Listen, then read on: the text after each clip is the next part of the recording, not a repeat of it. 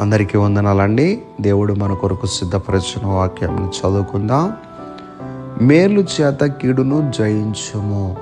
ప్రియ దేవుని బిడ్డలారా, దేవుని వాక్యము చాలా విలువైనది. భక్తుడు ఏమన్నాడంటే, జుంటె తేనె ధారల కంటే కూడా మధురమైనదని చెప్పాడు.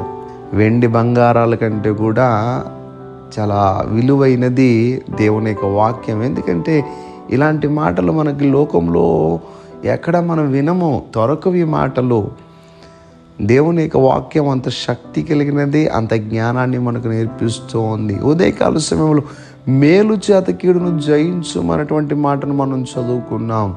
ఇంగ్లీష్ బైబిల్లో చూసినట్లయితే ఓవర్కమ్ ఈవిల్ విత్ గుడ్ అని రాయబడింది. అంటే కీడు అనేటువంటి మాటను ఇంగ్లీష్ బైబిల్లో చూస్తే ఈవిల్ అనేటువంటి మాట చూస్తున్నాం. అంటే సాతాను. ఓవర్కమ్ అనేటువంటి మాట కూడా చూస్తున్నాం. అంటే మంచి చేత చెడును మనం జయించాలి. మంచి అనేటువంటి దాని చేత చెడును మనము అధిగమించగలగాలి. మీకు అర్థమైంది అనుకుంటాను. ఉదయం లేచిన దగ్గర నుంచి సాయంత్రం పండుకునేంత వరకు కూడా మంచికి చెడుకి పోరాటం జరుగుతుంది.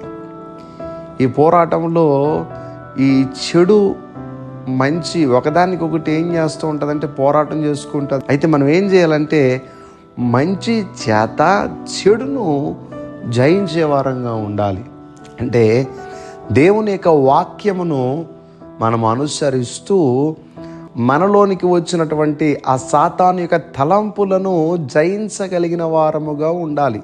ప్రతిరోజు చాలామంది హృదయాల్లో జరుగుతున్నటువంటి పని ఏంటంటే చెడు చేత మంచి అనేది జయించబడుతుంది.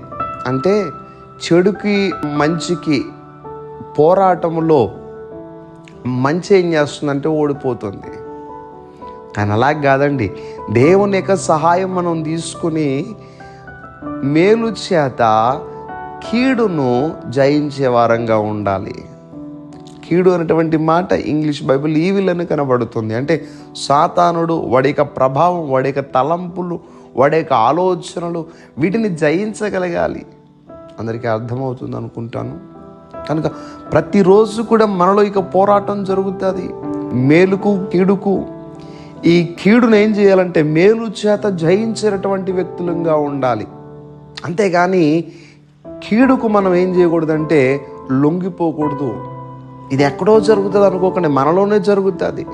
ఎక్కడో ఇది అవతల జరిగేటటువంటి ఒక ప్రక్రియ కాదు, మనలోనే. ఒక మంచి ఆలోచన మనలోకి వస్తూ ఉంటుంది, ఒక చెడ్డ ఆలోచన మనలోనికి వస్తుంది. ఒక ప్రక్కన చెడు అంటది, పర్వాలేదు నువ్వు చెడు చేయి పర్వాలేదు అంటది. ఓ ప్రక్కన మంచి అంటది, వద్దు వద్దు వద్దు వద్దు ఆగిపో, మనం అలా చేయకూడదు అని చెప్తూ ఉంటుంది. ఇదొక పోరాటముల మనలో జరుగుతూ ఉంటుంది. ఎప్పుడైతే నువ్వు ప్రార్థన చేసుకుంటూ దేవుని యొక్క వాక్యం యొక్క సహాయాన్ని నువ్వు తీసుకుంటూ ఉంటావో అప్పుడు ఈ యొక్క కీడును మేలు అనేటువంటి దేవుని యొక్క సహాయము చేత నీవు జయించగలుగుతావు. కనుక మనం అందరం కూడా కీడును జయించేటటువంటి శక్తిని మనం కలిగి ఉండాలి. ఈ ఉదయకాల సమయంలో మనందరికీ అట్టి శక్తిని దేవుడు అనుగ్రహించునుగాక. దయచేసి ప్రార్థన చేసుకుందాం. సర్వాధికారి అయిన దేవా, మీకు వందనములు. ఈరోజు నీ బిడ్డలు వారు పనులు ప్రారంభిస్తూ ఉంటుండగా మీ బిడ్డల పనులకు తోడుగా ఉండి వారి అవసరములన్నిటినీ కూడా తీర్చండి.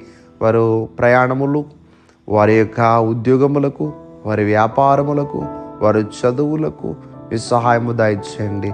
విదేశాల్లో ఉన్నటువంటి బిడ్డలకు మంచి ఆరోగ్యాలు దయచేసి నీ బిడ్డలు చేపట్టుకుని మీరు నడిపించమని యేసుక్రీస్తు వారి యొక్క నామం పేరట అడిగి వేడుకుంటూ ఉన్నాం మా పరమ తండ్రి. ఆమేన్.